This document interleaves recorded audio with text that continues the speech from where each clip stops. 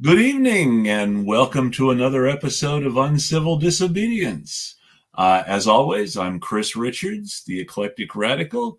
Yes, my partner in crime, Kennedy, will be joining us. They are having some technical issues, but hope to resolve them. And our guest tonight is Bess Goden, the host of the Millennialsplaining podcast. Tell us about yourself and your show, Bess. Hi, thanks so much for having me on, Chris. This is actually a podcast that I've wanted to do for a long time.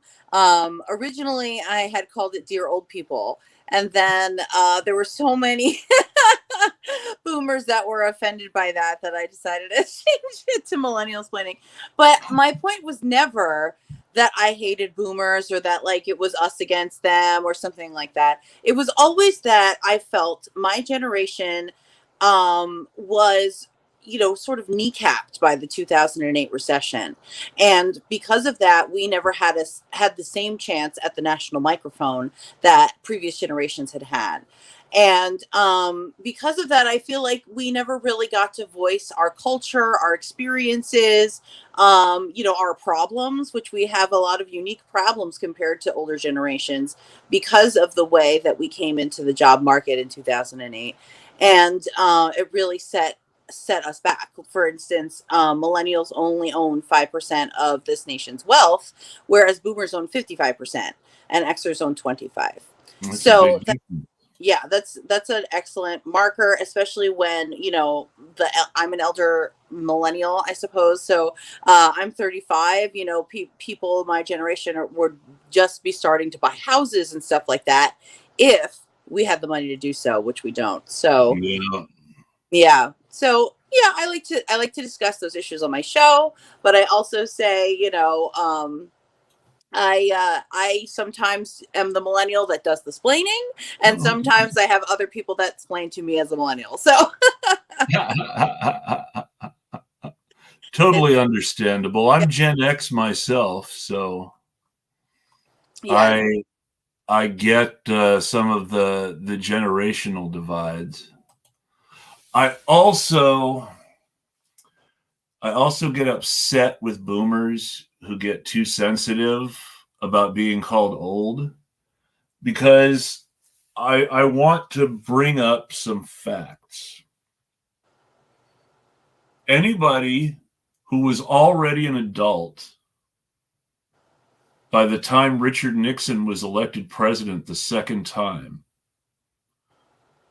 never had to deal with a credit rating. really. Credit ratings are not old. Credit ratings only come around only from the 70s. It might have even been Gerald Ford and not Richard Nixon who signed the bill that basically allowed information about people's ability to pay back their creditors to be used that way. Uh, a credit rating is credit score is a yes. There we go. So Wow. yeah, it was Ford. And it came into being. It actually passed the year of the election as he was losing to Jimmy Carter. Wow. Oh Uh, my God. so nobody who was already an adult Rating. before 1976 ever had to deal with a credit rating if they already owned their house by 1976. Because once you own your house, you have collateral. People will always loan you money against your house if you don't owe money on it, or even if you do, depending on your equity and your mortgage. Mm. Uh, and Yeah. Wow. Um, yeah, that's crazy. I was talking to somebody who, yeah, my a friend of mine who has a boyfriend that had no credit because I guess you have I always thought that if you never had a credit card that you just had like a basic credit score, but I guess that's not correct. But he has no credit. no credit score is worse than a bad credit score. Right. Right. So like that's a huge roadblock that boomers never had to deal with. I'm so shocked by that. Yeah, Wow. there was no boomer who actually had no credit at the time credit ratings first came into existence, because at that point boomers already owned their houses. Mhm. Mhm. Yeah. My parents' house was worth 80,000 when they got it as a gift from my mom's dad. Mm-hmm. Uh when they passed away in 2005 is when was it 2000? No, my mom passed away in 2005. My dad passed away in 2008. So right at the crash. And I sold it for 325 grand. Wow. Yeah. Yeah. And now it would So, probably be worth, if you still had it, $500,000, $1 million easy. yeah. Yeah. Absolutely. Absolutely. That's nuts. And I mean, like I also feel that our generation and Gen Z are very diverse statistically speaking. Yes. And on some level, like I think that we are also put into a lot of us that were sort of promised a continuation of the dot-com boom in the 90s, Mm-hmm. that were sort of trained to be in the professional class as they call it. We were sort of you know had to take a step back all of a sudden, right, and just join the working class, and that's that's If a you taste a want lot to, and bad. and that's in the U.S. But Right. my wife watches this trashy Telemundo courtroom reality show called Hmm. Caso Cerrado, which is case closed in Spanish. Nice. They have some of the most unbelievable things on this show, stuff you would never see get past the people who make these decisions on an English language show.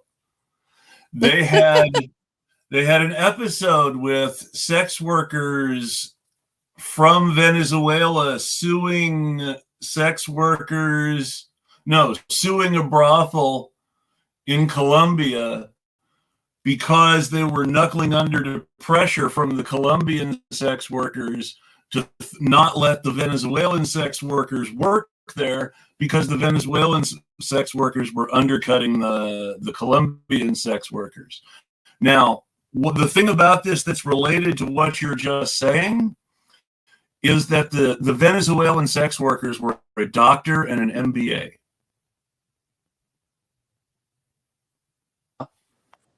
Wow. Now, of course, Yeah.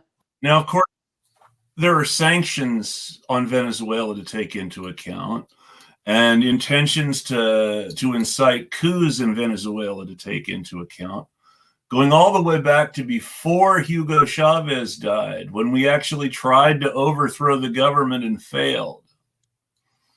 I was still living in Tennessee then. I remember that very well, because a friend of my wife's, oh, I can't believe that my wife has known such weird people, but a friend of my wife's was actually in Venezuela, of all things, working in IT for the CIA. Oh my Now, God. now the thing about that is, if somebody says they work in IT for the CIA, who knows what the heck they actually do? Right. So, I mean, right there, that's very, but no, she was there in Venezuela during the coup, which makes me feel even more Yeah. Yeah. Fishy. but it was very interesting. Supposedly she worked in the embassy with the official CIA office in the embassy, and not with the actual, you know what I'm talking about. But who knows what she really did, because I mean, if somebody says they work for IT in the CIA, well, if they work IT in the CIA, they might be allowed to say it, and they might not be able to tell people they work in the CIA. Who knows? I don't work for the CIA. And if they don't work IT for the CIA, but do something else, well, of course they'd say they work IT. So wait, go back to this Latino show that your wife was watching. Dorado. Yes. What? There was like a group of sex workers suing another group of sex workers? No, the two sex workers in question, the doctor and the MBA, were suing the brothel. And they were suing the brothel because the brothel had succumbed to inappropriate pressure from from Colombian sex workers not to let the Venezuelan sex workers work there anymore. Got it. Okay. So sex work is legal in Venezuela? I don't know. I don't know if it's legal or not. They did not specify whether it was legal or not. I don't know that it was asked. I don't know if that was really the point so much as anything else. Now, remember, the brothel and the sex workers were in Colombia, where the Venezuelans in question had fled to Colombia from Venezuela. My assumption being because they were from kind of the bougie class, and that's why they had degrees. And that once in Colombia, they found, for whatever reason, that their degrees were not valued, and they had to fall back on other options. All right. Colombia, sex work, legal. You know, I was 2 classes shy of getting my master's degree. And after, Colombia, prostitution or sex work is legal. That doesn't surprise me. Colombia is the kind of authoritarian right-wing government that calls itself libertarian and would perhaps make such things legal. Well, it's a difficult question, honestly. Now, I'm for decriminalization and legalization. I don't mean that I'm not. I mean rather that the places that do legalize in the modern world do not seem to do so on what I would call left-wing principles, but rather do so on what appear to be very right libertarian principles. Why? Why do you say that?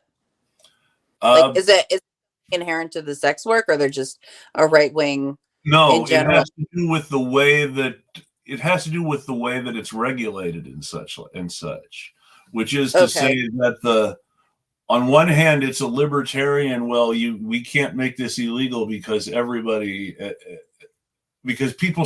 getting hurt, so it's a victimless crime, etc. But then on the other hand, a lot of these people are the same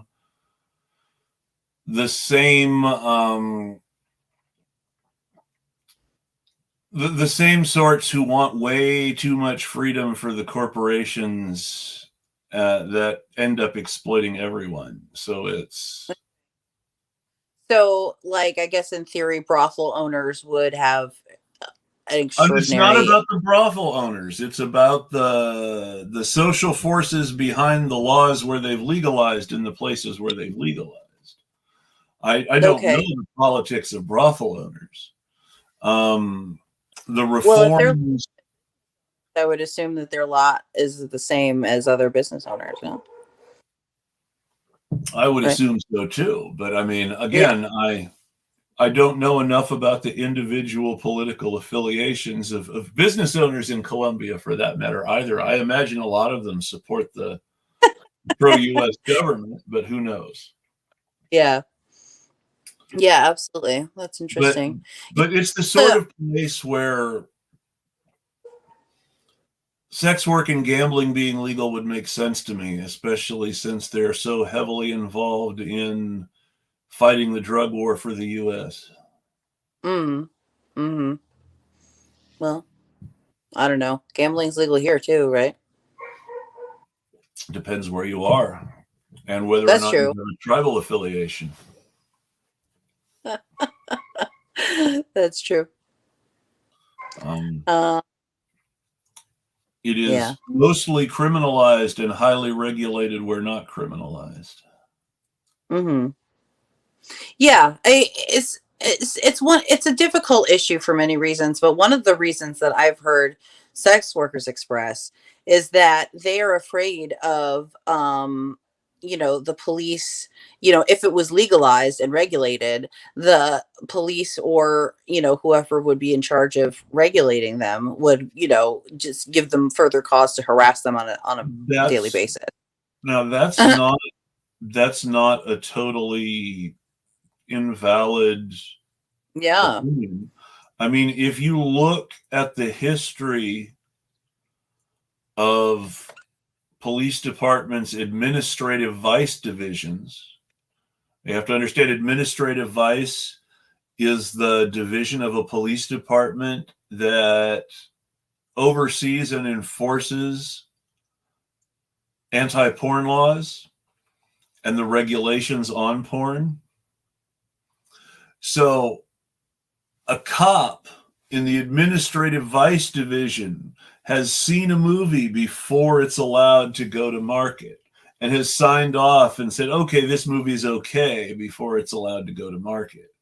So if you're actually some sort of weird sex offender, which is not really out of the possibility, since we're talking about cops, then, that administrative vice job, that's a really good job for a depraved cop, because you're the one who has access to all these porn sets to make sure that the talent is not being abused, and you're the one who has access to the final cut of the movie to decide whether or not they're allowed to take this to market. Yeah, and if you think about it, since they're the ones doing the approving, that kind of shapes the porn that is available, It right? definitely can. And when you consider what a high percentage of American porn gets made in the San Gabriel Valley, where the LAPD's administrative vice division absolutely has jurisdiction, that makes a big difference. That one city's police department has control over a very high percentage of the nation's porn product. Yeah, a police department that is notoriously racist, right? And corrupt. Yeah, corrupt. Mhm. Oh, horrifying. Hi, Kennedy. Good to see you. Hey, sorry I'm late, everybody. I don't No. know.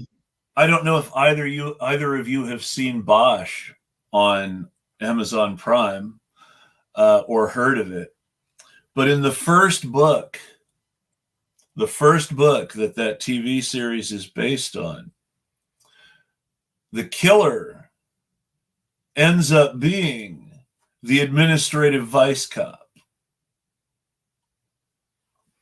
So it's important to understand that even a pro cop writer whose hero was a homicide cop was willing to make the administrative vice cop the bad guy because administrative vice is so notoriously corrupt. That's it's pretty amazing stuff, really. And you consider things like how more sort of progressive, to use the term loosely, porn was sort of suppressed when it was introduced, and you think about things like that, and you start to think, is there a connection between all of these things? Also, those administrative vice cops, they're in that same branch of the police that's like selling drugs and weapons back to gangs and stuff sometimes. Like, they're in that same wing. So that's some stuff that went down here with one of the police departments here. Was that, they had departments with too much access and too little oversight, literally selling weapons to criminals. Weapons that were purchased for police usage. Yes. That happens a lot. I mean, one of the biggest arguments for ending the program that, of course, Biden wrote, that gives military equipment to police departments that Obama tried to cut back on and Trump expanded again, and Biden said he was going to end, but actually has ended up expanding himself. This program to give military equipment to police officers results in a lot of military equipment being sold to criminals by corrupt police officers. Well, why not? We do it in other countries, right? Hey, a lot of stuff that we do overseas ends up coming home in the end. Yeah, It's sure worth did. noting, though, that like sometimes people kind of think that, well, if the military has a certain kind of gun, then eventually the criminals will have it. But that's not actually, the military is pretty tightly controlled, and they're able to keep a surprising number of things under a relative amount of lock and key. Does some amount of it always escape? Of course. But the amounts are relatively small. Now, when that same technology gets to the police departments, it's like it's a cheesecloth. It's just pouring through. It's nothing close. Now, like I said, I'm not saying that the military is perfect and that they never let anything, escape their clutches, but they certainly try a lot harder. There is a certain stereotype about supply sergeants in the military, and there's a good reason for that stereotype. Oh, for sure. But it's not even close to what happens once that technology gets into the hands of police. The amounts of it that will end up on the streets skyrockets once the cops have it. And it's for a large number of reasons. It's not even just for criminal reasons. Hey, there's police auctions of old police gear. I'm going to posit a theory. The military, despite all its multitude of problems, is probably on average less corrupt than the police. And I would say that's because the indoctrination is better and longer lasting, and more people in the military are therefore still more likely to believe to some degree in its mission. Now, I have a friend, it's a mutual friend of Kennedy's, they know this person too, but I have a friend who trained to be a cop. This friend who trained to be a cop was strongly encouraged not to be a cop by their trainers because they wanted to help people and solve crimes. Wanting to help people and solve crimes generally is something that causes problems for people who become cops. Yeah. I mean, go ahead. Yeah, I mean, I just, adding on that, there are just so many cops that are involved with, organized crime. And that's, there are so many cops that have, their own independent gangs, with it. So about that. Yeah. There was a police chief of San Jose, California, who, after he retired, wrote cuttingly honest things about police departments in America. And he was as really harshly honest about policing as anybody who actually doesn't favor abolition can possibly be, to the point where he was writing essays explaining that in every city in the country, on every police department, there is specifically a gang that is committing crimes out of the squad rooms and out of the police cars, and whose members are all cops. And it's in every city.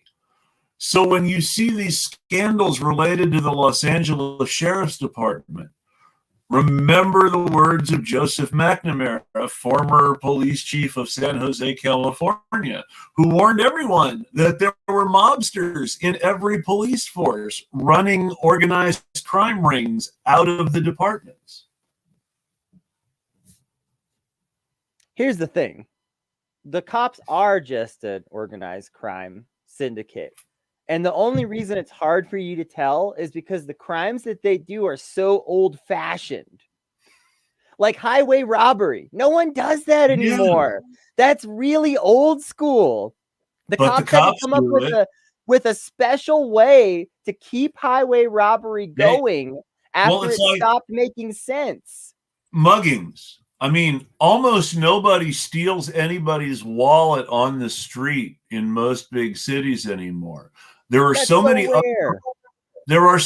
other crimes that are easier to get away with, that muggings have been down in New York every year for years, and that's saying something.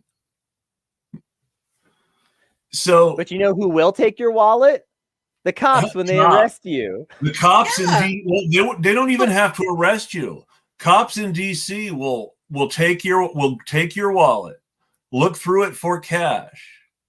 If you have like 20, 30, 40 bucks, they will take the cash and hand your wallet back to you and say, this is drug money, and just keep it, because they know that it costs you as a citizen $250 to try to reclaim that from the DC Metro PD through legal means. Who's going to pay $250 to get $30 back? Yeah, absolutely. If the court rules in your favor on a case like that, you should get $250 plus whatever they took from you. Well, yes. Not the other way around. That would be real justice. But that's the problem. I mean, it's the whole reason you have to pay is because it's the cops. You don't have to pay that kind of money to get money back, to get property back from the fire department if it hasn't burned up.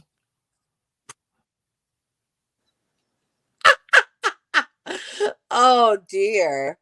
Oh dear. Yeah. Otherwise they wouldn't be in the middle of the street with their boots asking for change all the time, right? It doesn't cost $250 to file a theft claim against a firefighter, to the best of my knowledge. Oh my God. But to say that a cop wrongly took cash from you in an action that was being justified as seizing drug money, civil asset forfeiture, it costs $250 to go through the process of trying to get it back, specifically because they don't want poor people to be able to get stuff back from the cops. I mean, there's no other way to look at it. Why would you charge $250 unless you were deliberately trying to set a bar too high for poor people and no one else? Let me put this in perspective as a poor person too, because civil asset forfeiture can also include stuff, and it doesn't have to be money. It could be your car. So the cops can take, now mostly this has been stopped, but realistically it still happens, especially in certain states. So even if, you look this up and you go, oh, they said they stopped doing that. Yeah, the cops said they stopped doing that. You can believe them.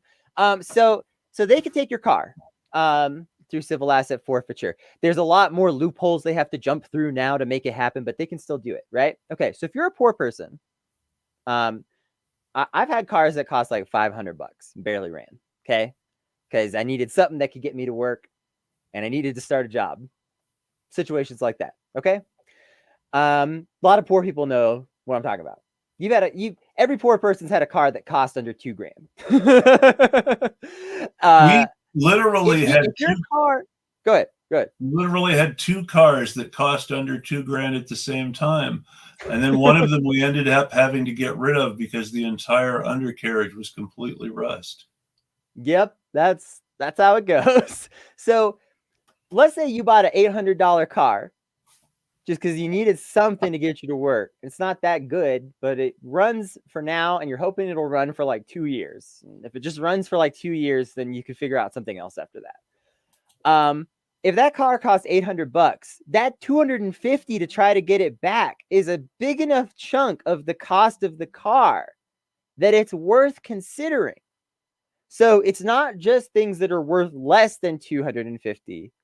You got to realize, for a poor person, like, if it's worth less than $1,000, you're really going to have to consider whether it's worth putting that $250 on the line, because putting that $250 on the line is a stretch. And in some cases, you might just be better off to just say, fuck it, I'm just going to take the bus for a few weeks. I'll get another car eventually, I guess. Yeah. Especially if you don't have the time to deal with that shit because you work 50, 60 hours every single week. Especially if what they take, and these are all real examples.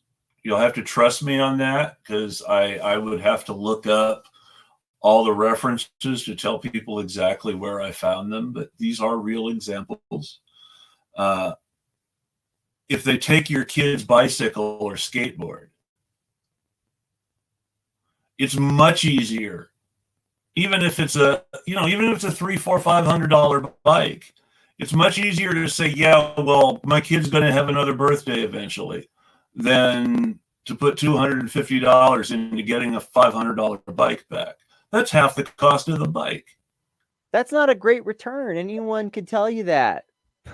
Half the cost of an old bike is a worse deal than a new bike to a lot of people. Yep.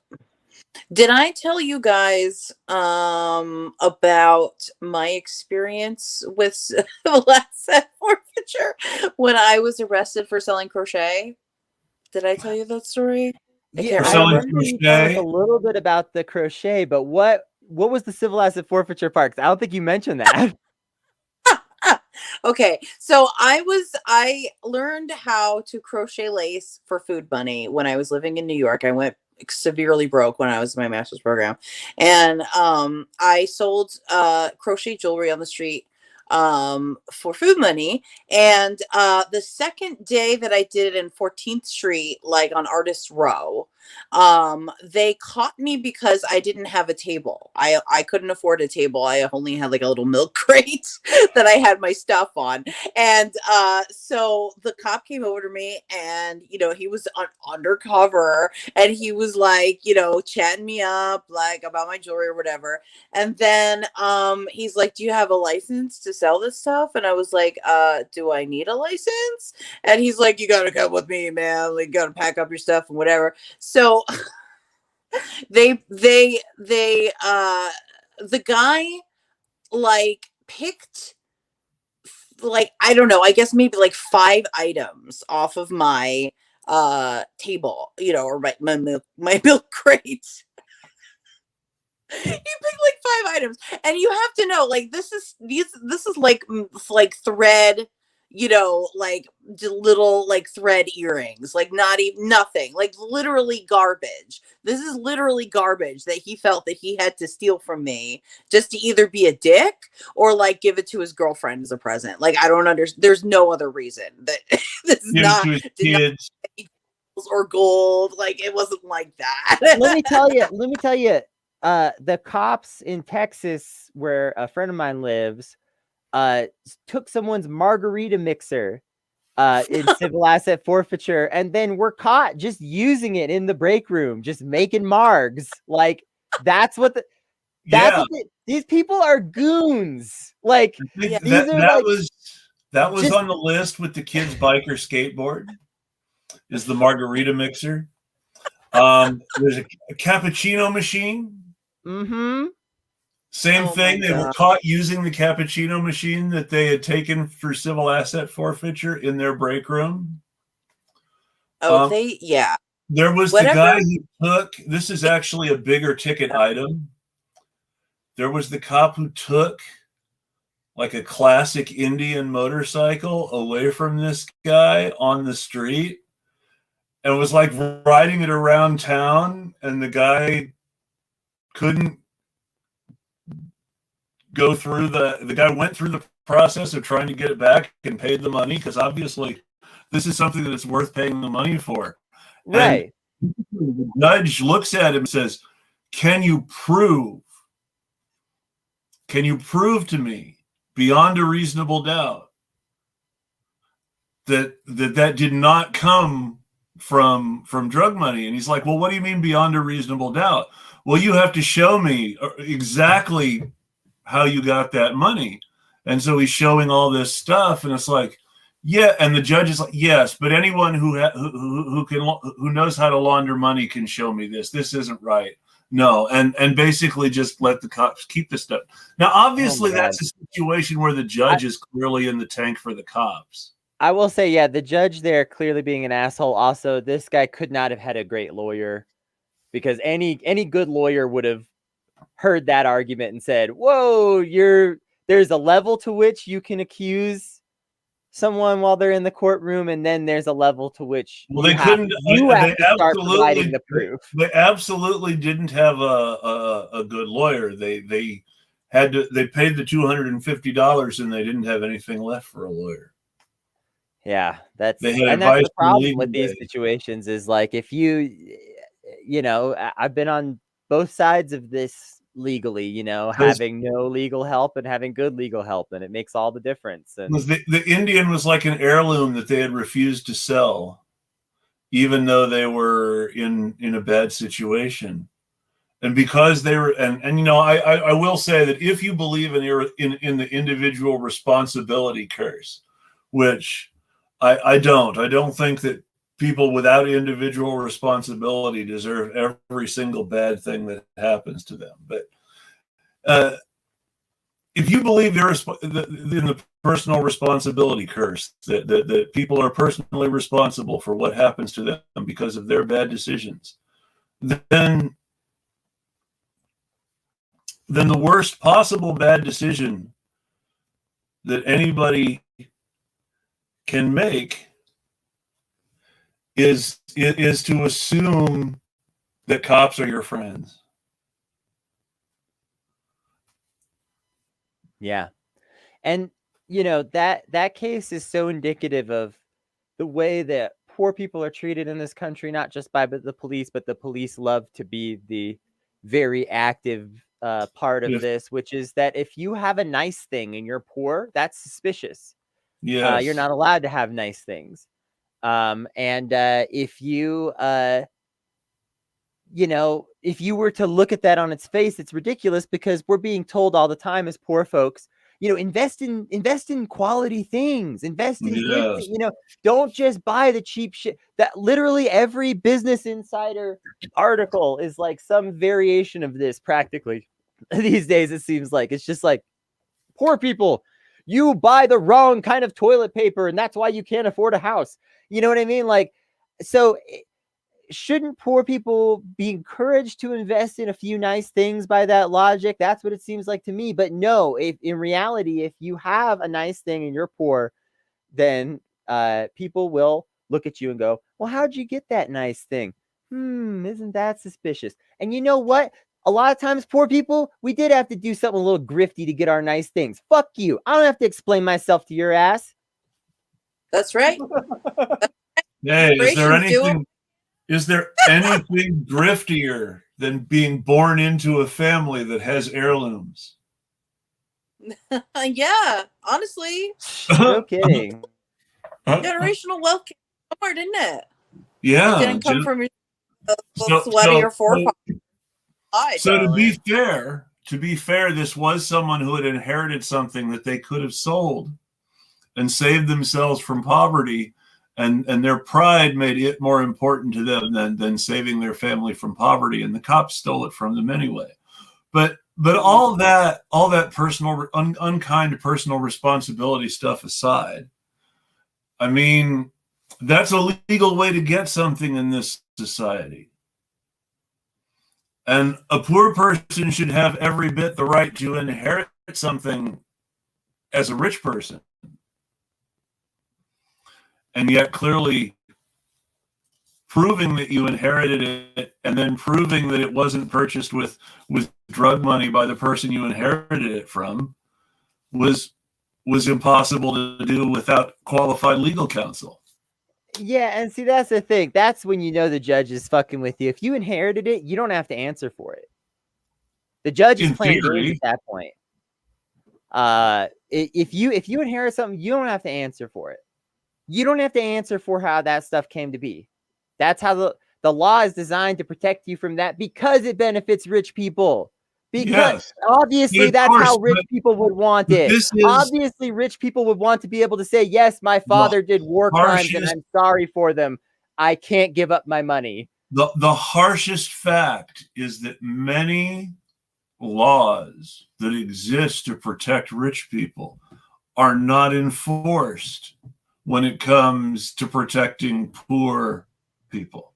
Well, and that's why I mentioned having legal counsel, or, Yes. you know, you can do this research yourself. It's a pain in the ass, but I've done some of it. Yes. And I actually intend to do an episode at some point about defending yourself, maybe on this show, maybe on another show. I don't know. We'll figure it out later down the line.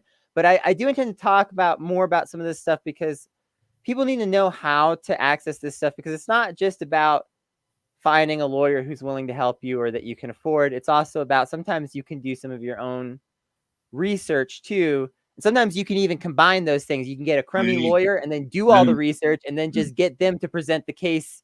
This part, you see it. This part could be useful information to many of the people who watch this show, and I certainly found it useful information for myself.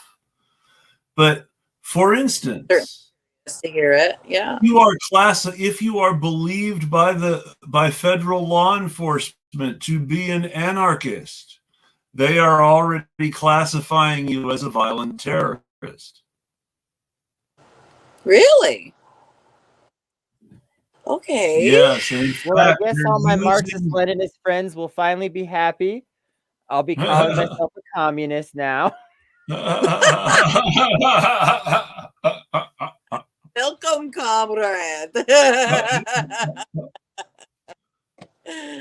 But basically, that's what it comes down to. And so it was, being an anarchist is not specifically illegal. However, anarchist is on the list of violent domestic terror threats kept by the federal law enforcement agencies that enforce such things. So because of that, the federal government has said things like, well, okay, we're going to start treating protesters at Antifa rallies and Black Lives Matter rallies as anarchists, which means we're going to prosecute them like terrorists. And so you think about that way, they're basically saying, when they're saying that, they're also saying, and we're going to prosecute real anarchists like terrorists if we get the chance.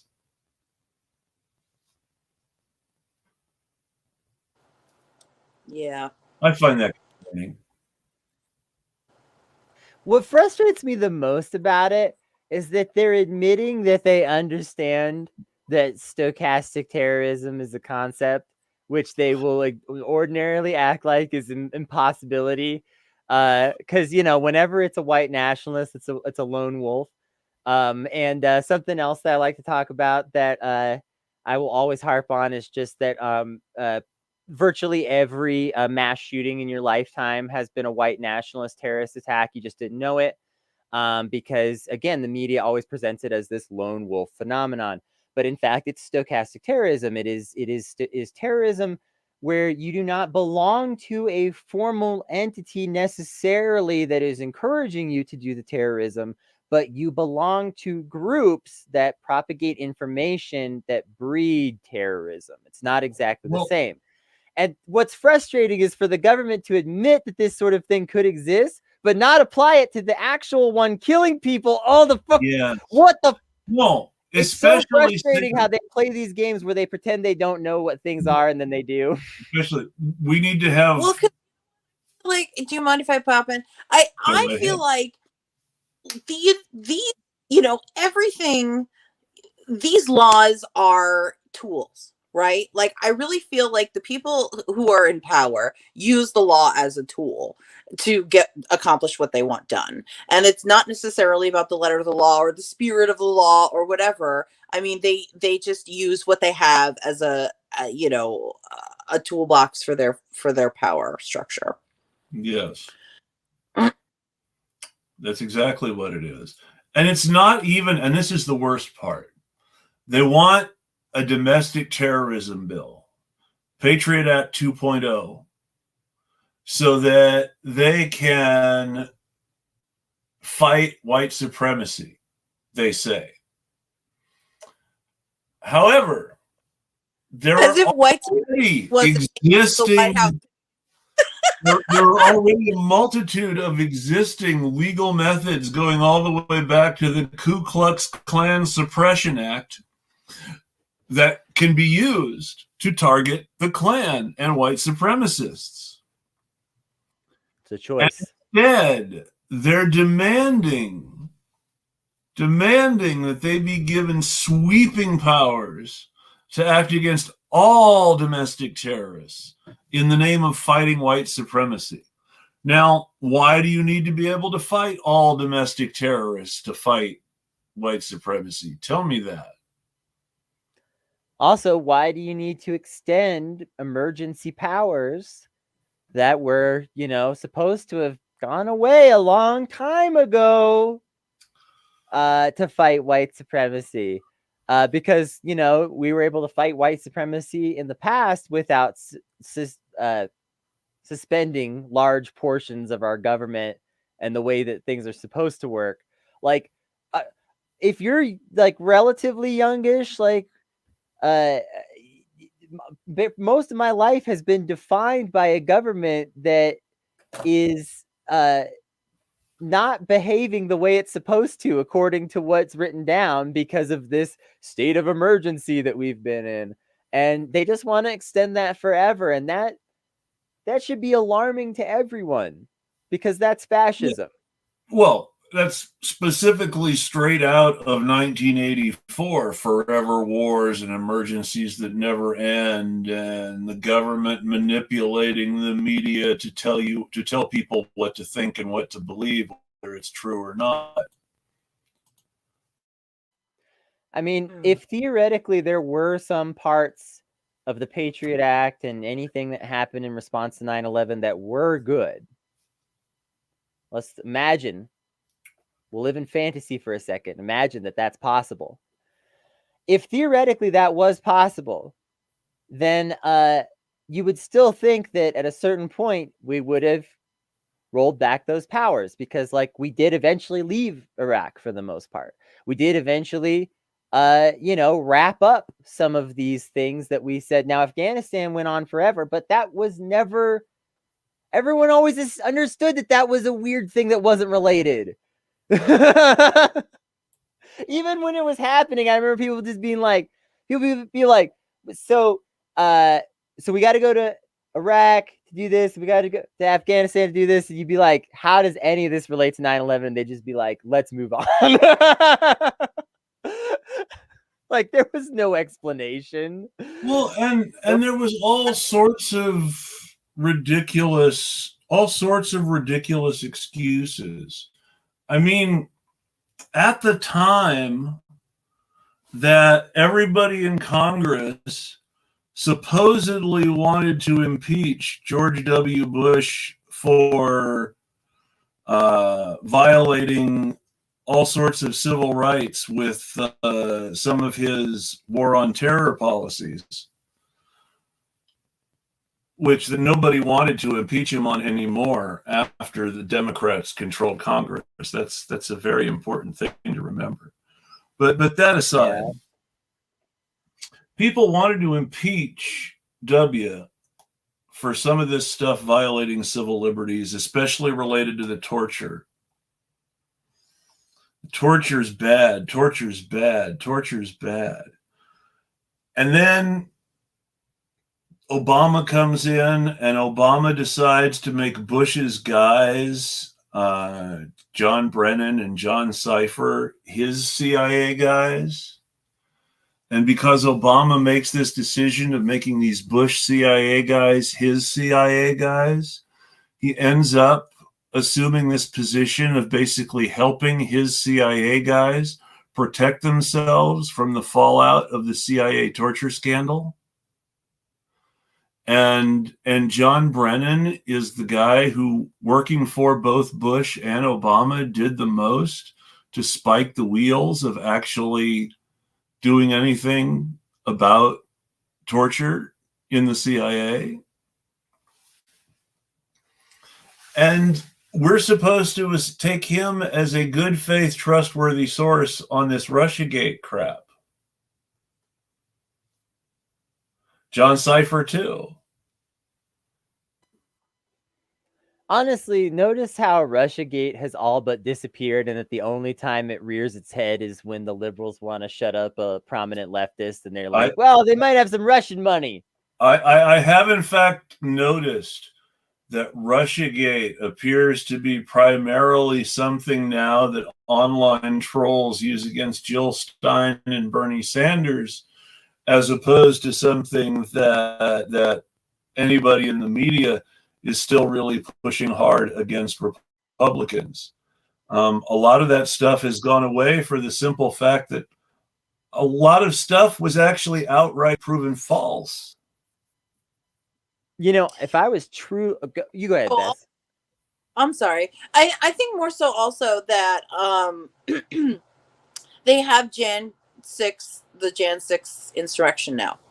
I think that's their sort of new, because it's the same enemies, right? It's the Trumpers, right? But they did something new that's horrible now, and they moved on to that. I think that I completely agree with you. They were beating a dead horse about Russiagate, and it's a bunch of hooey. But the January 6th stuff. The January 6th stuff is actually much more insidious. You're right. You're really right. They're really using that. Because something really happened. Those are in this case, it really did actually happen.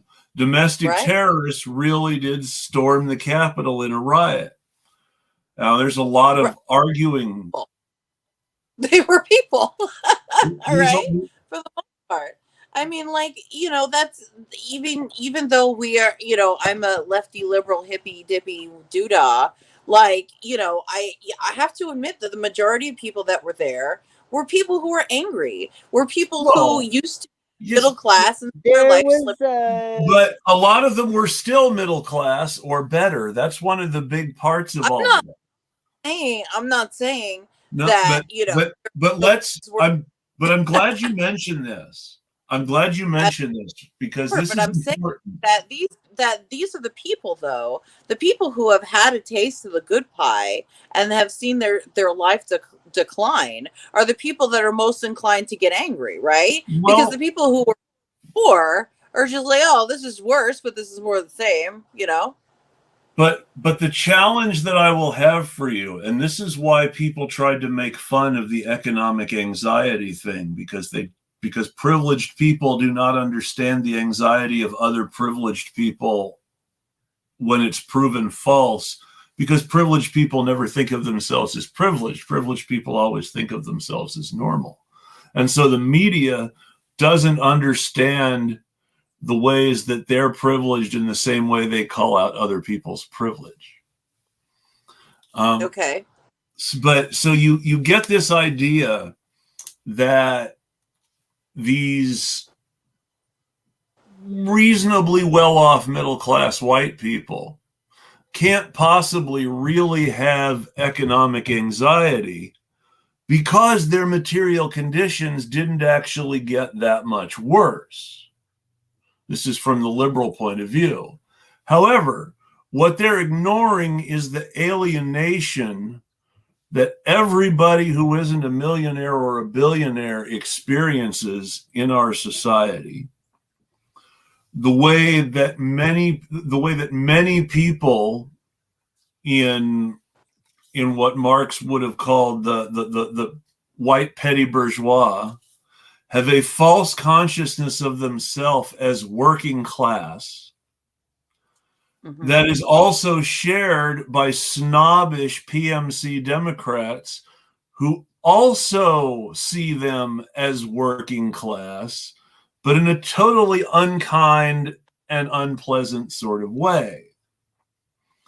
This also, by the way, is why you get somebody like Walker Bragman, who's reasonably well-to-do despite being a reasonably decent leftist, saying that, oh, look, these KKK people were obviously poor, when anybody who's lived in the South says, no, they're well enough off that they own that property, they own that truck.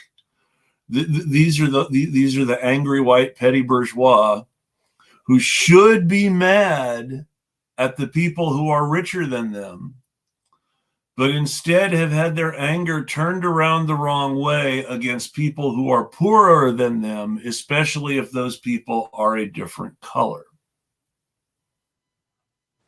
So that isn't exactly my argument, though. My argument is that I think that this is, the petty bourgeois, as you put it,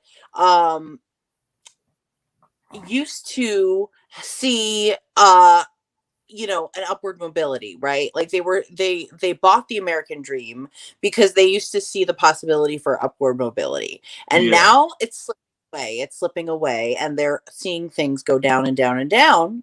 And those are the people that have, like the paid leave to take off to go on a day like that. Do they have now I do agree with you that these people exist, but in my experience, most of what you're describing is actually more like tech workers who tend to be more like liberals or leftists. The people that were there on January 6th, I want to be really clear because I've been doing an unreasonable amount of research ever since it happened, especially because it ruined my birthday. That's my birthday. And I'm worried they're going to do an action next year because they'll want to commemorate the 1 year. I'm just going to lie. Okay, you know what? My birthday is in June or something now. Okay, fuck it. Next year, I'm just going to tell y'all my birthday is some other goddamn day. But anyway, all that aside, right? There was the January 6th, whatever you want to call it, insurrection, some word. I don't care. Riot is accurate, whatever you think. I don't like to use riot because I kind of claim riot on the left, a little bit as like that's like our word. So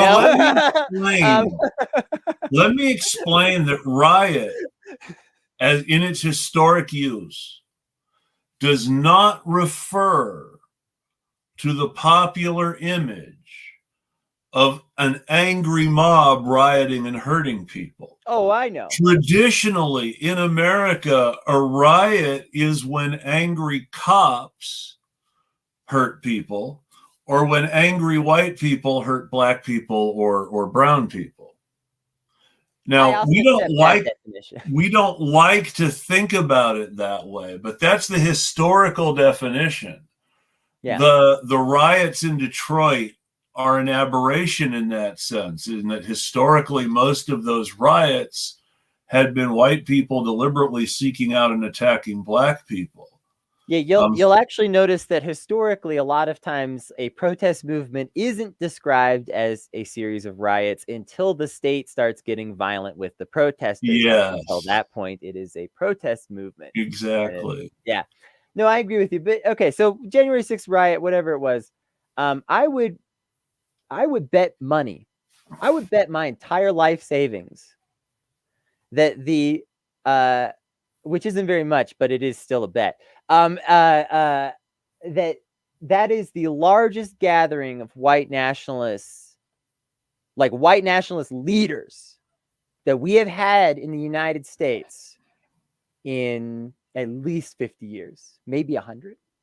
As long as we are excluding, of course, Congress and the Senate. Right, if we're excluding, but I'm talking about people who are avowed public white nationalists and proud of it and are in leadership in those organizations. This was one of the biggest meetings of those people.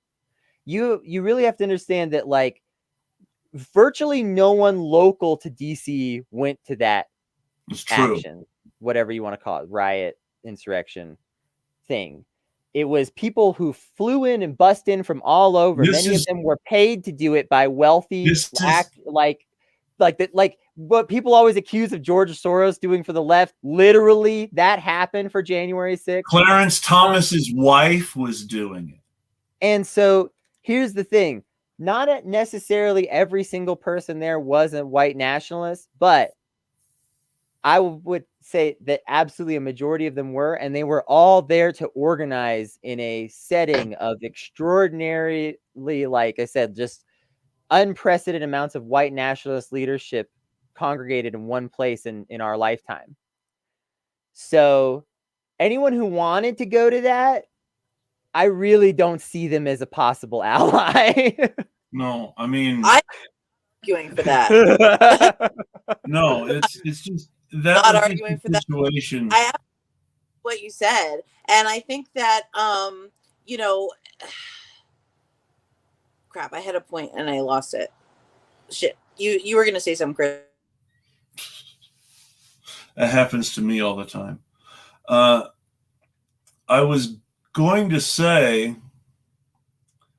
that we see somebody said something about how it was angry working class people who attacked the Capitol, and I'm like, no, I don't even mean you. I mean in the regular media, and it's very much, they're very much the petty bourgeois, and to the point where a lot of them were actually cops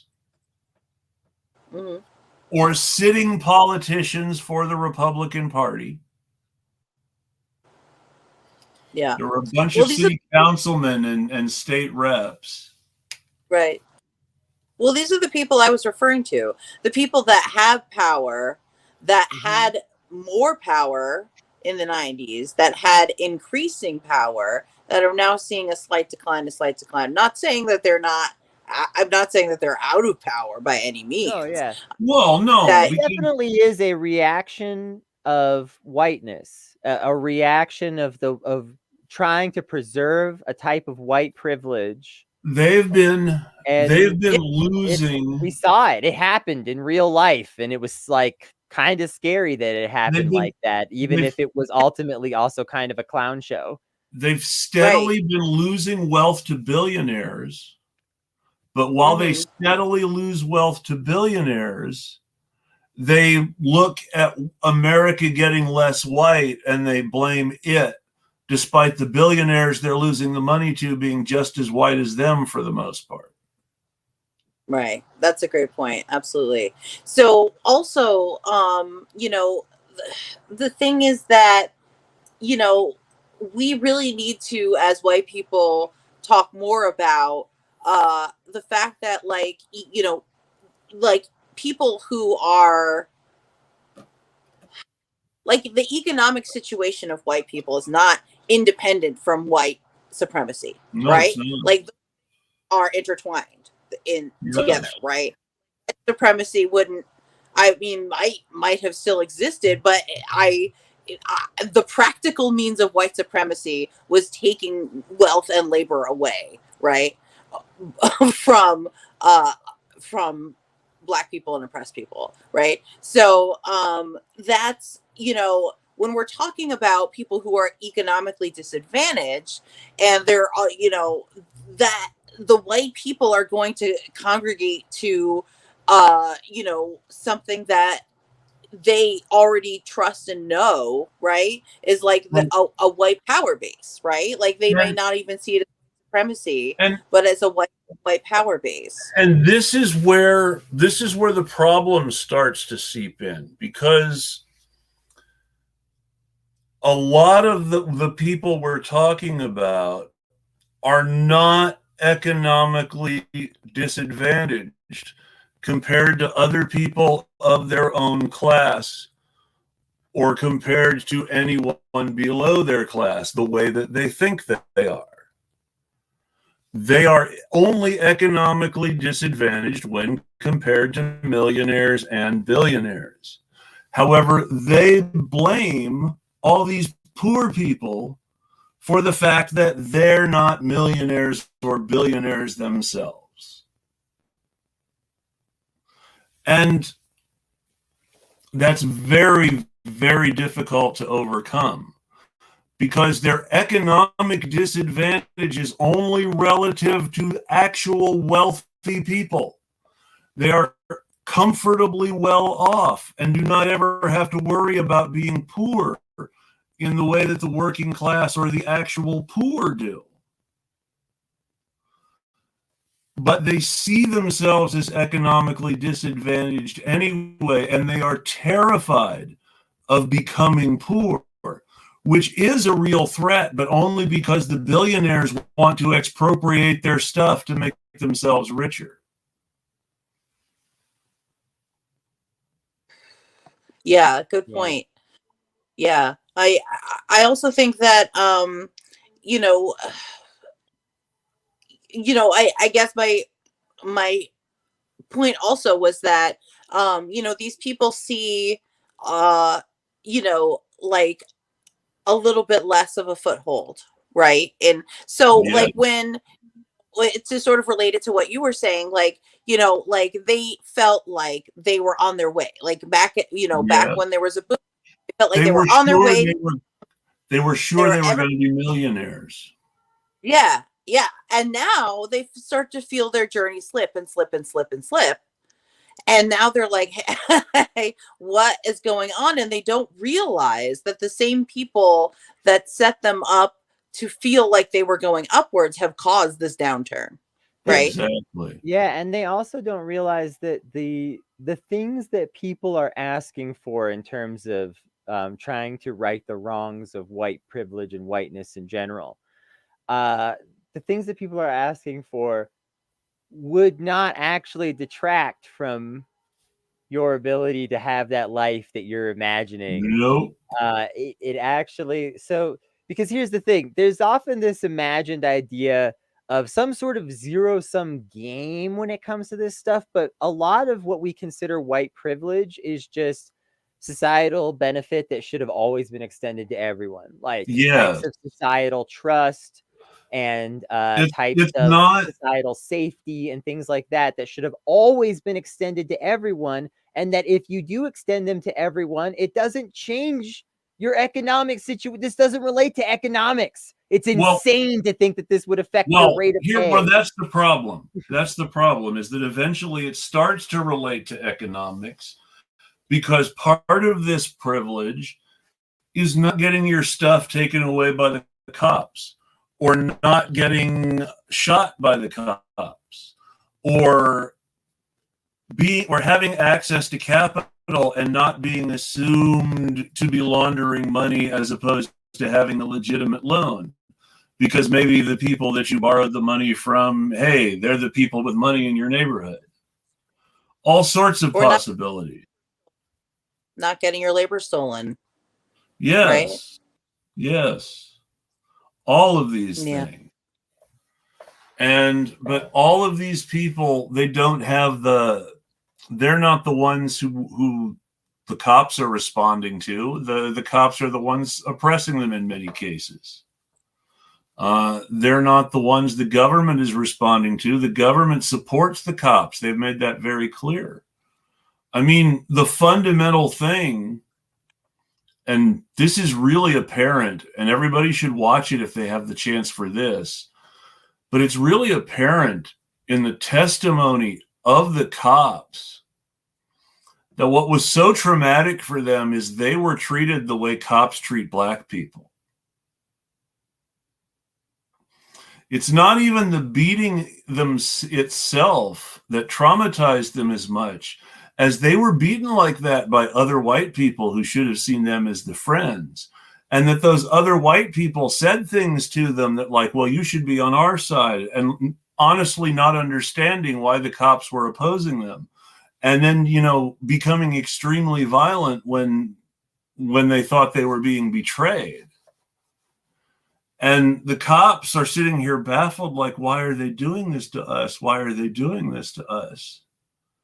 And it's very poor me. And they really feel like the way that anybody who survived police violence feels.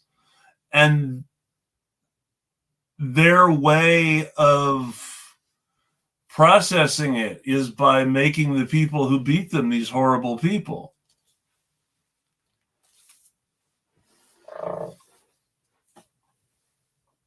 That's a good point.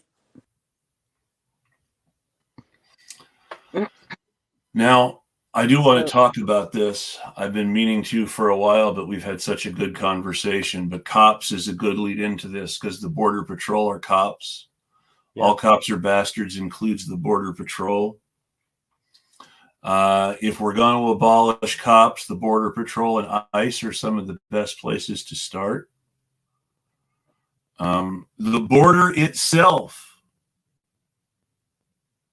is an act of violence against everybody south of it, deliberately so.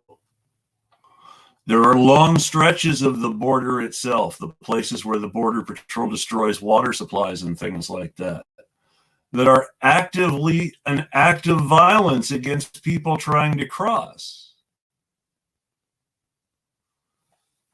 So when you look at the border in that context,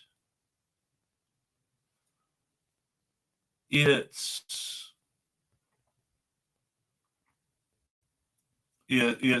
very clear that the only just policy is to let everybody claiming asylum through, period. Especially since we are responsible for many of their problems if they are coming here either from countries that we have actively made things harder for or countries who border on those that we have actively made things harder for. Almost any country in Central or South America where a refugee comes from, their problem in some way is our fault. Yeah, or it's the fault of the people that came before us who largely, you know, especially if you're white, you benefit from. So maybe you should be, you know, be willing to take responsibility for some of that. You don't have to go that far, though, to find the reasons that people from Guatemala or Honduras or El Salvador are refugees. And we created those problems. The state of California made a conscious effort to deport the founders of what is now M19 back to El Salvador instead of trying them and imprisoning them in the United States. And that decision had consequences.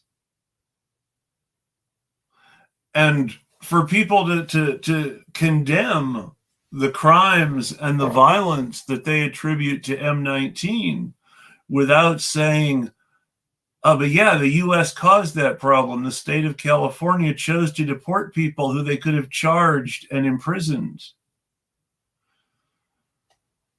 And they chose to deport them instead. The action had consequences. People died because of the decision to send them back to El Salvador instead of dealing with them in the American justice system. Whatever you think of the American justice system, that was even if you export that problem back to El Salvador.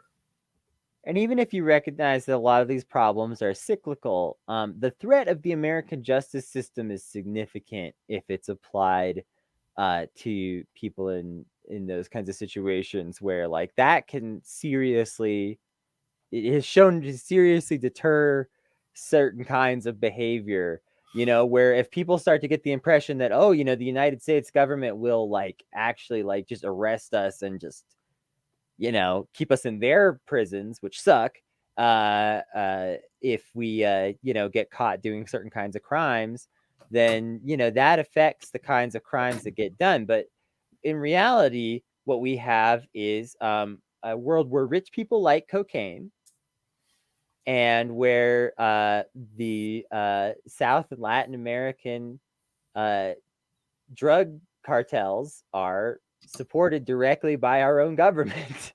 So why do you think some of these deals even get cut? It's true. Ask yourself that. There are reasons, okay? And, you know, every now and again, there's some ex-CIA person who fucks off to, like, you know, some country in Latin America and then gets this obscure consulting job, and you realize that they just at some point the cartel just made them a better offer. Yes. And it's because they're working with each other all the time. They're like, hey, we like you. We've been working with you for years. Do you want an even better job? And of course, anybody who's watched the right movies knows that the CIA hires people from the cartels to do their dirty work all the time when they don't want to. There's a famous book by John Stockwell, who was a CIA officer in Angola during the conflict in Angola, which was a proxy war between the CIA and the KGB. And he talks about in the book how the Russians and the CIA never killed each other, but how the CIA would kill their own people who were compromised by the Russians, and the Russians would kill their own people who were compromised by the CIA. And we're not talking about Russians and Americans here. We're talking about people on the two sides of the Angolan conflict.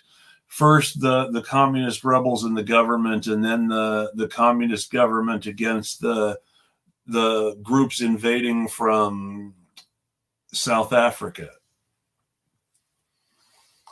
And but all this fighting, you know, the CIA and the Russians were recruiting people to give them information and do their dirty work and help their side win. And if the Russians got to someone that the CIA had gotten to, the CIA would kill the person the Russians had got to. And if the CIA got to the person that the Russian, and vice versa, if they got to someone the Russians got to, the Russians would kill them. And all at the same time, the Russians and the CIA would meet in all these weird circumstances where they would be polite to each other, and then go back to planning these things where they're killing people back and forth by proxy, but never actually killing each other. And so, you know, there are criminal organizations that also have their own game of chess that's woven into this. Yeah. Like, I want to drive that home. I know we've been kind of saying that, but I really want to drive that home that, like, when you're watching this weird back and forth of operatives and switching sides and people getting killed and stuff like that, well, the CIA is in bed with major crime organizations. The KGB is in bed with major crime organizations. So, SVR. Sorry, whatever they're called now. I was thinking KGB because you said Cold War a minute ago, so I was thinking that far back. Yeah. But yeah, like some of these hits, the government's taking hits for the cartels, and then the cartels taking hits for the government. They're trading back and forth in that way too. It is very important to understand, however, that many of the alleged links between the Russians and organized crime, and by the Russians, I mean the KGB during the Cold War, and organized crime, mostly go back to James Bond novels. And Ian Fleming was not a historian. It's important that people understand that. Ian Fleming was writing nominally pro-CIA propaganda that made a hero out of an important CIA ally. I wouldn't be shocked at all if you told me that the CIA is more in bed with criminal organizations than the SVR. Let me just say that. I don't know about the SVR today.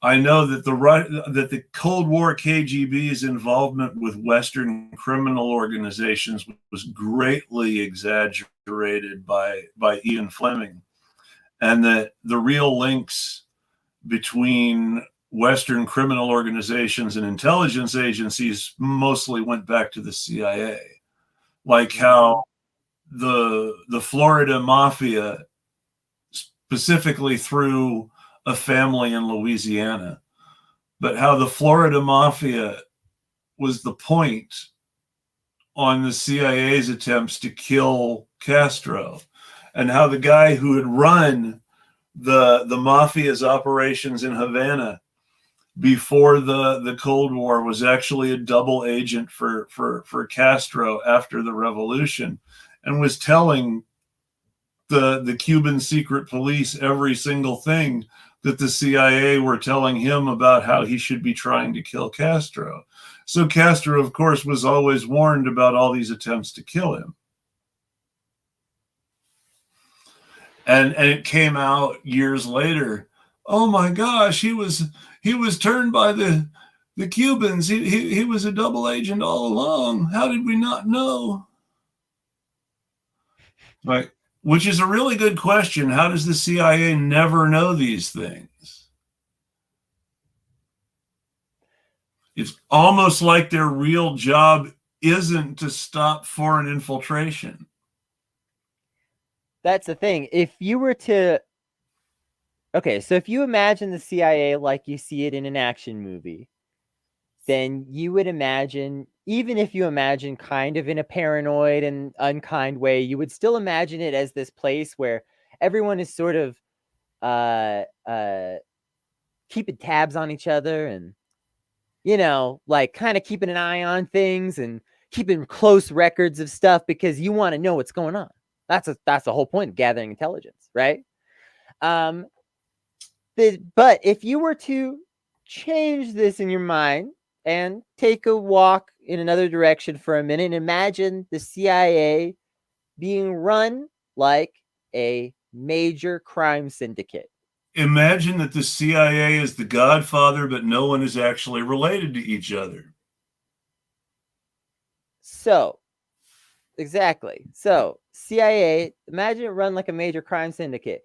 Well, in major crime syndicates, a lot of people who do things in crime tend to have a slightly mercenary attitude towards themselves as an employee because, and I'm speaking from things that I know here, because, you know, you don't really necessarily, if you're in an actual like gang that you feel close to, and you know that you feel like a fraternity with the other members or something like that, then it might be different. But for a lot of people, they work for some organization most of the time, but they'll also take a job from almost anyone. So, You know, the difference between legal and illegal work is like having to do the paperwork and taxes. Yeah. I mean, like it as not daily even always experience. that, because once you reach a certain level of crime, you're doing your taxes. In fact, crime syndicates pay more taxes than legitimate corporations because they don't want to get busted for anything that looks suspicious. There was a specific policy. There was a specific policy in the mafia skim casino, the mafia-owned casinos where they skimmed all the profits in Vegas. There was a specific policy of overpaying on all their state taxes so that nobody would investigate other possible income streams for the casino. Overpaying on some of their federal taxes so that the IRS would never audit them. Because there's a magic formula, and I don't know what it is, but if you pay so much more than what you're supposed to every year consistently, the IRS will never audit you. Because you're always paying your taxes and you're always paying more than you need to. Yeah. And as long as you're only paying a certain amount more, then it's like, it doesn't seem suspicious, like you're paying too much for no reason. It's not an amount that they legally have to necessarily return. The IRS has never, to my knowledge, ever said, this person gave us too much money. Very rarely a large money laundering racket. I hate to give conservatives. I hate to give conservatives credit for anything, but let's all be honest. The right is kind of correct about the IRS. The main In what way? problem is that the right never wants to actually do anything about the IRS when they actually have power. So like, so in what way? Like what? In what way do you mean that? So when Obama was president, deliberately, in order to shame Obama, there was this big hearing into the way the IRS treated conservatives. Most of whom were not rich, because poor people get audited more than rich people. During the Clinton era, when they were trying to force tax cut after tax cut, and there were all these arguments about what could and couldn't pass in the first term, and Republicans kept pulling up had these long hearings that were basically designed to push Democratic legislation out that was all about people who had been mistreated by the IRS. Again, most of whom are poor and middle class, because rich people almost never get audited. And the result of all this is that, these people are telling these horror stories about what the IRS did to them. And every single one of these horror stories is true. And every single one of the people who was victimized by the IRS like this was less guilty of crimes than rich people who were not even audited. There are famous stories about black celebrities being hounded by the IRS for taxes that they had already settled to take care of. Joe Louis died owing the IRS money, despite having made multiple settlements with the IRS that were supposed to take care of all his taxes. Let's be honest. Does anybody think Wesley Snipes would have done the time he did for tax evasion if he were white? I don't care what you think about tax evasion or what you think about Wesley Snipes. Would he have done the time he did for tax evasion if he were white? No. Almost certainly. And there you go. No. That kind of goes back to what I was saying before about, our laws are tools that are used against some people and for others. Well, and you hear all the time about how rich athletes get scammed by their managers and lose everything. Now, what almost all the rich athletes who get scammed by their managers have in common is that they're black. And white athletes do not appear to get scammed by their managers at the same rate as black athletes. And people would have you believe that it's because black athletes don't hire good managers at the same rate as white athletes. But that's not necessarily actually the case. In fact, it's more likely the opposite. In some cases, it's a matter of an athlete specifically being predatorily targeted by a corrupt management group from the beginning, like all the way back to college, with the intent of essentially building that person up to make money for them. But also, sometimes they have great managers and they still get hosed. And that's worth talking about too, because I would say that like one of the aspects of white privilege is like not having to deal with things like that. Whereas a lot of black people in this country, or just other marginalized folks too, are used to having to, get that extra level of help at every step of the way, and then still get screwed a lot. And great managers have historically, it's true, charged their black clients more than their white clients. Louis Armstrong's most famous manager, the guy he had for most of his career, was a white guy who took 55% of his earnings. So Now, it's one thing if you say, okay, I'm 50-50 partners with my manager, or my manager's so important he gets 40%. But you have a deal with a manager that you're 55-45 and your manager gets the 55. What's more, you think your manager is a great guy for only taking slightly more than half your money and always being honest with you and doing right by you. Yeah. And then, is this the same guy that encouraged Louis to learn how to sing when he like played so much his lips bled? That's a story. It's not the same guy. No, this guy came along later after he had been exploited by several managers already. Gotcha. This was the good manager that he had for the bulk of his career after no longer being in a position to be forced to play until his lips bled. Shit. So, I mean, all I can say is that manager better have been doing all the booking, call the hotel, run your bath water. Like, goddamn. Well, he made sure that Louis Armstrong could stay in hotels and didn't have to stay with a family on the wrong side of town. That was a big deal in those days.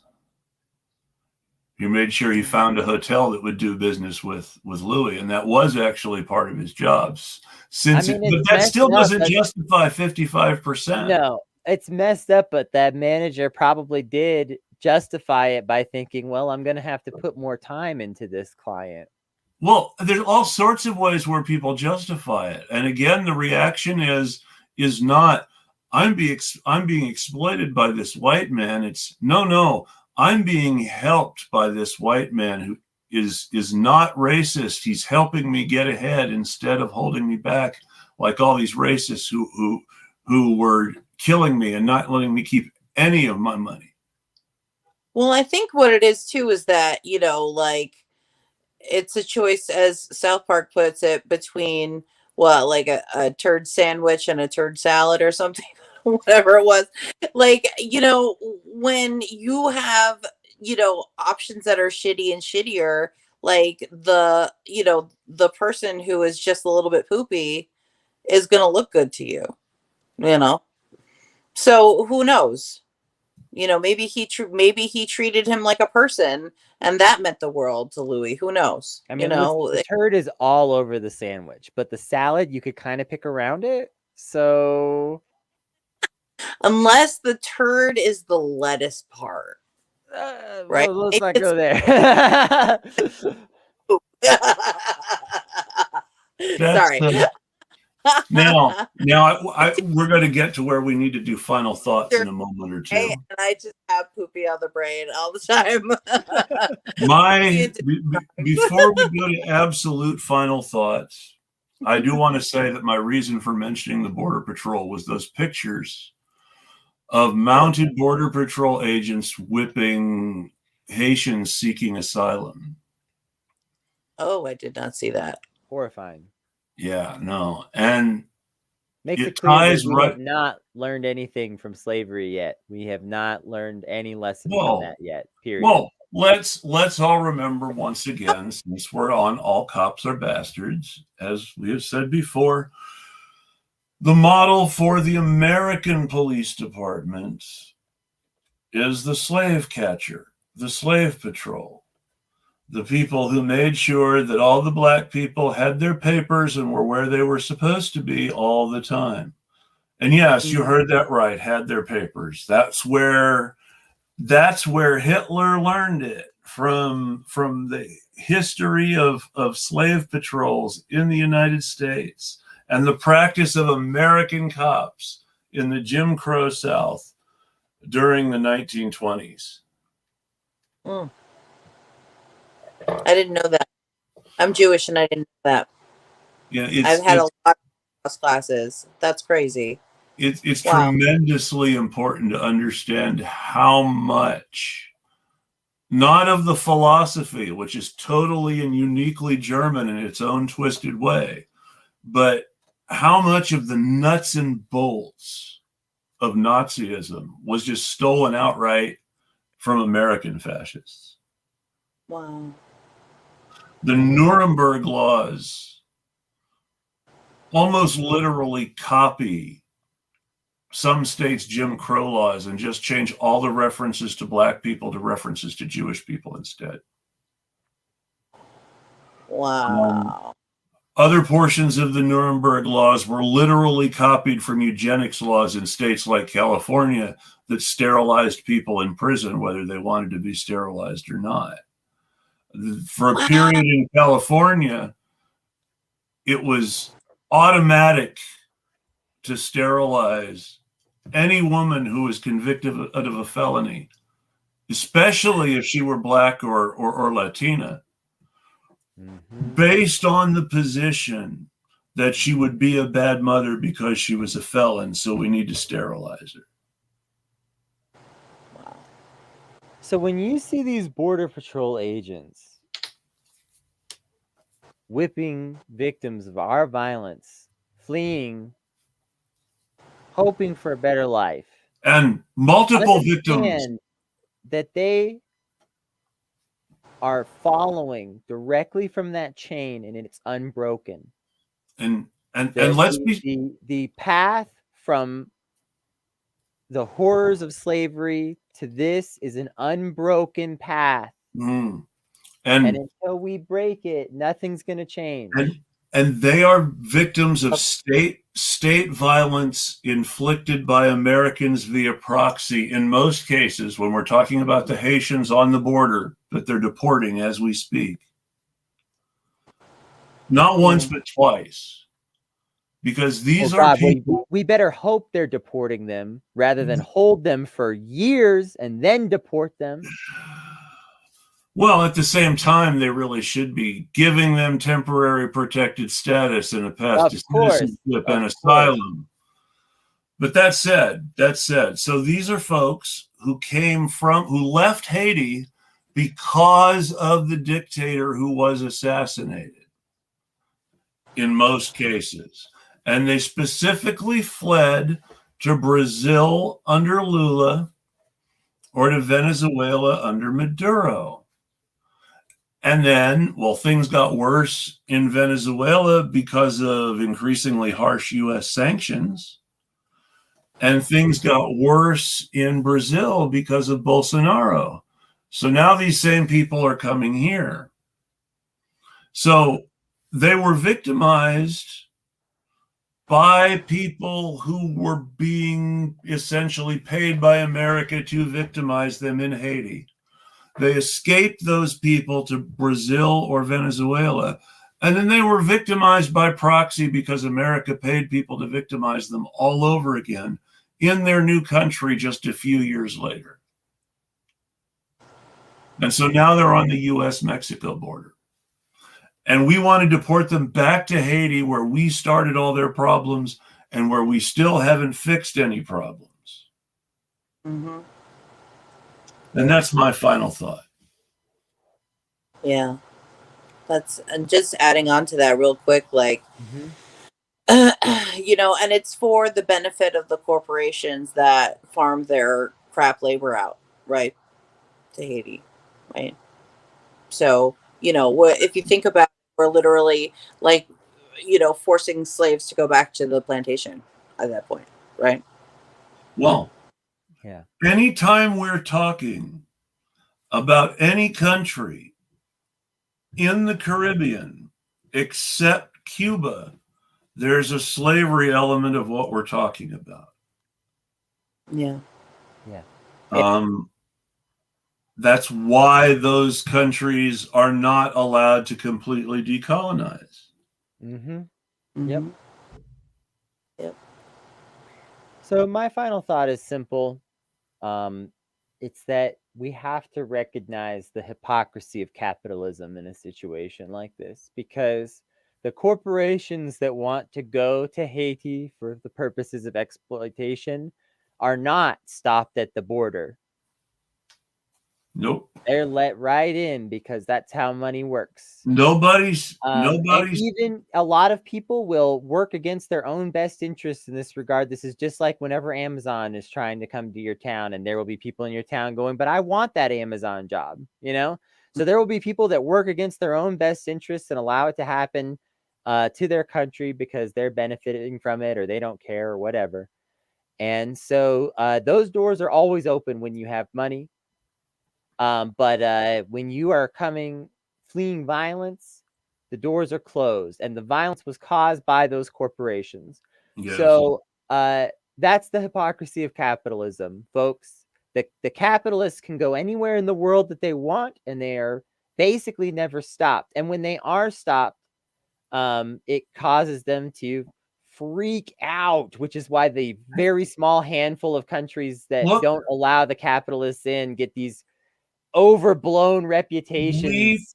Venezuela is this place where you eat toilet paper and you cry and you starve, stuff like that. Just because they say no. Our toilet paper went during That's COVID? where it all went. We look at what we did to Russia via the Magnitsky Act. Over 1 Canadian being thrown out of the country because he was one of many people who stole from Russia after the fall of the Soviet Union.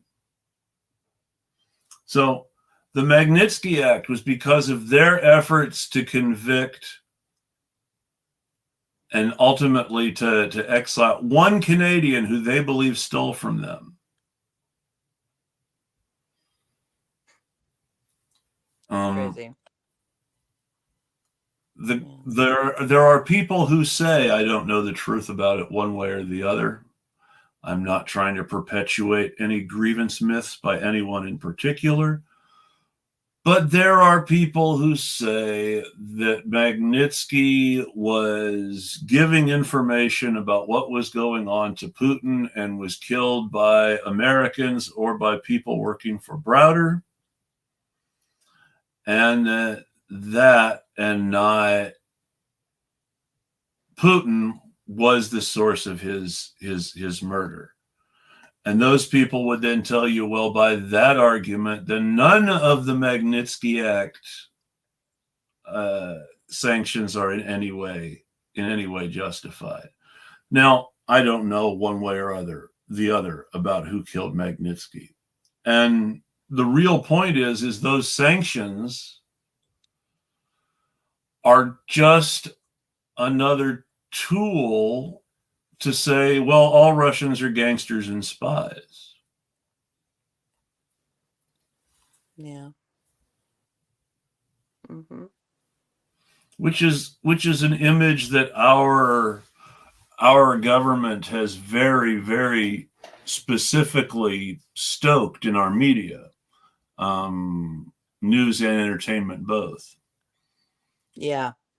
And now I'm really done. Did you have any final thoughts, Bess? I absolutely agree with what you said there, and I definitely agree that the entertainment industry and the media industry are hugest sources of propaganda, both in this country and worldwide, and we need to be careful of that. Which is why independent media is so important. So let's all uplift our voices and support each other, and support me if you can. Please, because I'm trying to move to a cheaper apartment with my girlfriend and a roommate, and we really need help getting through the move. So if you wouldn't mind, if you have a couple quarters rolling around, go over to millennialsplaining.com and you can donate, or you can super chat me over Ko-fi, and I would really appreciate anything you can do. Also, check out my YouTube, check out my podcast, check out my Twitter. My handle is in the name here. At Millennialsplaining. So again, thank you so much for having me on, you guys. I have an amazing interview with them as well coming out soon. I'm a little backed up in interviews, but it's coming out soon, I promise. And I once again had an amazing conversation, and let's do it again soon. This has been great. Totally agree. Yeah, thank you for coming. Yeah, thank you so much for having me. I really appreciate it. And on that note, folks, I hope you've enjoyed it as much as we did. I hope you all have a great night. And as always, we'll tweet at you. Thank you.